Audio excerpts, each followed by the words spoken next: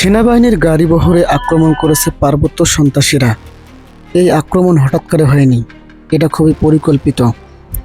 আমার সৈনিক জীবনের অর্ধেক সময় কেটেছে চট্টগ্রাম, পার্বত্য চট্টগ্রাম এবং কক্সবাজারে।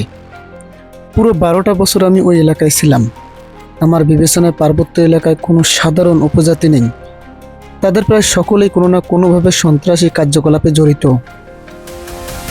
সেখানকার বাঙালি মুসলিমরা দ্বিতীয় শ্রেণীর নাগরিকের মতো জীবনযাপন করেন, কিন্তু হিন্দুরা আশ্চর্যজনকভাবে পাহাড়িদের সাথে খুবই ঘনিষ্ঠ।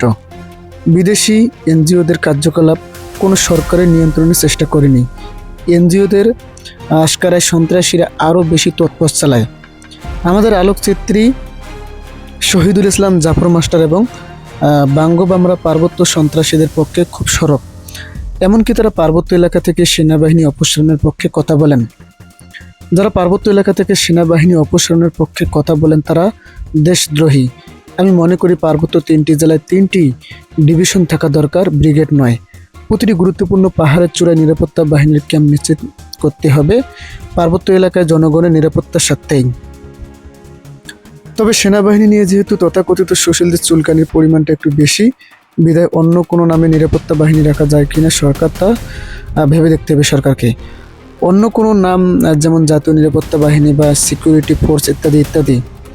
তবে সেই বাহিনীতে অবশ্যই সামরিক বাহিনীর সদস্যরা ডেপুটেশনে থাকবেন। সেনাবাহিনীর উপর যারা আক্রমণ করেছে তাদের বিরুদ্ধে যথাযথ শাস্তিমূলক ব্যবস্থা নিন।